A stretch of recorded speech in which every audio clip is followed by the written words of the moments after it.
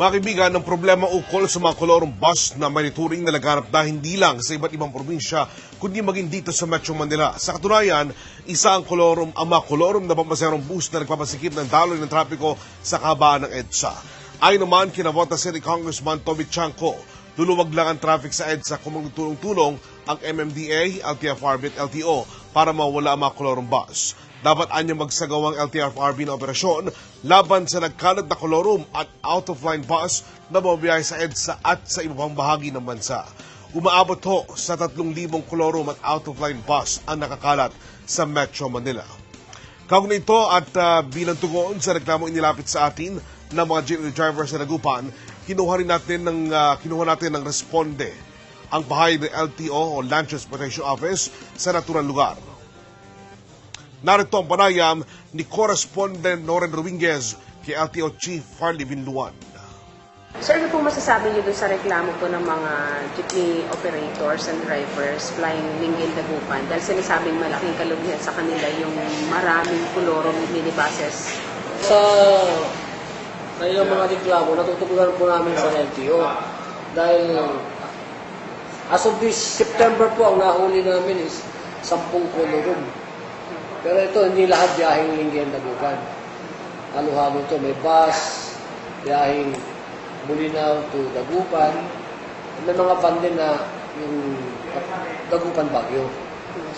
Hindi lahat, biyaheng Dagupan Lingayen. Pero ano po yung ginagawa pong aksyon ng LTO dito po sa mga kolorong bus? Marami na po silang nahuli kolorum. Lahat naman nagbubuta naman sila. May mga namultahan mo ng mga 10 nagbuta.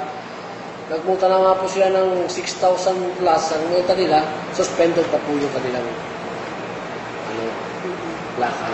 Penalties pag nahuli Ang po yun? penalty po ng is 6,328 ang multa ng kolorum. Plus suspension po ng 120 days for the second offense. 90 days po sa first offense, 180 days po sa second offense, at 360 days po sa third offense. Paano po yun? Ini-impound din po yung... Naiwan sa LTO po yung plate number para yung unit po pwede nilang kunin. Pero yung plate number, maiwan po sa amin for 3 months kasi suspension po yun. Hindi naman po sila pwedeng lumabas dahil wala silang plate number. Once na makita ulit ang flying squad, nagbiyahe po yun na walang plate number, maski na hindi po pumapasada, violation pa rin po yun. Dahil suspended po yung unit. Sabi po ninyo may mga huli po kayo. This September, mga ilan po yung nahuli? Ang mga huli po, 10 po. 10 kolorum. Minibus at saka tawag dito, yung van. Yes, sir. Sir, matagal na daw po inirereklamo ito. Bakit hindi po matigil-tigil? Kumisa po kasi, alam nila may flying squad po. Nagtatago na po yung mga may mga kolorum. May mga nagtitip siguro sa kanilang mga drivers din na andito mga flying squad. So, umiiwas po sila. Sir, ano po sa tingin niyo yung magagawa po ng LTO para totally matigil na po yung paglabas po ng mga kolorong buses? Sa kayo po, ang ginagawa ng LTO is, talagang tuloy-tuloy po yung panguhuli nila. Monthly po yan, nandito po sila sa Maabot po siya ng 2-3 weeks po dito sa Dagupan para makapanghuli ng kolorum. So yung flying squad, hindi po galing dito sa office ni Commissioner? Opo, sa regional office po sila. Based po siya sa regional office, pero buong region 1 po sila pwedeng manghuli. Ano po yung mensahe niyo po sa mga nagre-reklamo? Mga nagre-reklamo, wag po kayong mag-alala at hindi po titigilan ng LTO ang panguhuli ng kolorum. Alam po namin na nahihirapan po kayo sa pagbiyahe, kung konti po kinikita nyo, kaya nga po tumutulong po ang LTO para masog po yung mga kolorum na yan. Sa mga operators po ng kolorum? Tigilan nyo na po yan, mag-apply na po kayo ng franchise nyo, kasi po hindi lang pag kayo nahuli ng first offense, may suspension na po yan 90 days.